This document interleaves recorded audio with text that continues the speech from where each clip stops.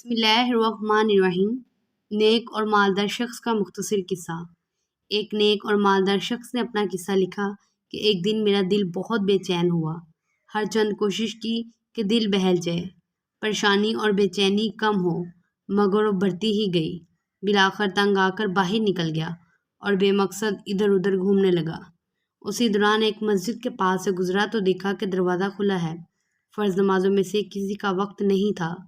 میں بے ساختہ مسجد میں داخل ہوا کہ وضو کر کے 2-4 رکعت نماز ادا کرتا ہوں، ممکن ہے دل کو راحت ملے۔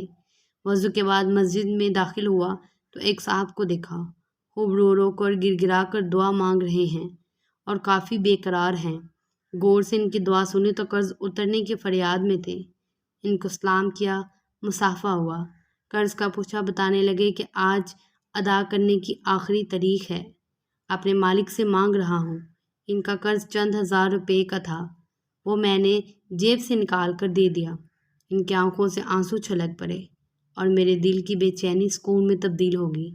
میں نے اپنا وزٹنگ کارڈ نکال کر پیش کیا کہ آئندہ جب ضرورت ہو مجھے فون کر لینا، یہ میرا پتہ ہے اور یہ میرا فون نمبر۔ انہوں نے بغیر دیکھے کارڈ واپس کر دیا اور فرمایا، نا جناب، یہ نہیں، میرے پاس ان کا پتہ موجود ہے جنہوں نے آج آپ کو بھیجا ہے، کسی اور کا پتہ جیب میں رکھ کر ان کو ناراض نہیں کر سکتا۔ Please subscribe my channel.